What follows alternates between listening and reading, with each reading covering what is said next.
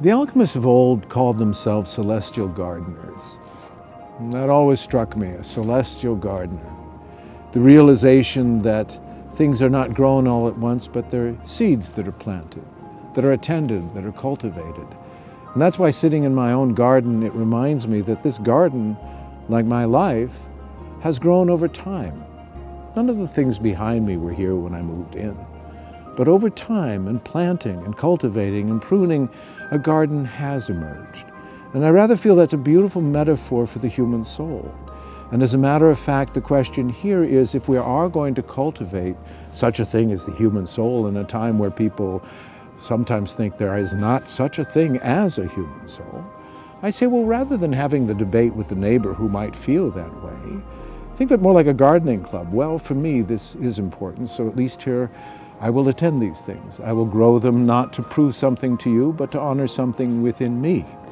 And that's why over the years, the garden of Ollendar, the garden of the hieroglyph of the human soul, has grown because it is a question that has over and over again asked one thing: where can you ask these questions?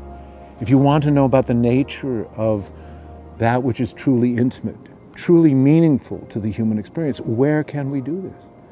And that's why when we look not just in our own lives or in our own homes or in our own relationship with the world, gardens have always been very, very essential, because they allow us to move away from the things of time into the qualities of beauty.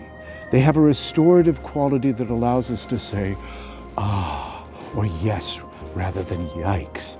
And this is one of the questions we must ask now, because of being so beset by so much chaos, so much dissonance. And as I've said, that the last flood was water, this flood is information. So where can I ask this? And the garden says, here. Think of, where do you feel safe? Where do you feel embraced? This is that which will restore you. You'll still have to put the armor back on. You'll still have to go back out into the world and deal with the black and white and navigate that story as well. But the garden, like the heart, restores us to nature and beauty. And it reminds us that maybe the difficult work of our lives is actually like a plant that continually grows through all the difficulties of seasons, not knowing what its purpose is, and getting stronger and stronger, only to reach the end of that season and realize it wasn't about this at all, that was the bud, and now it's time to open and to blossom.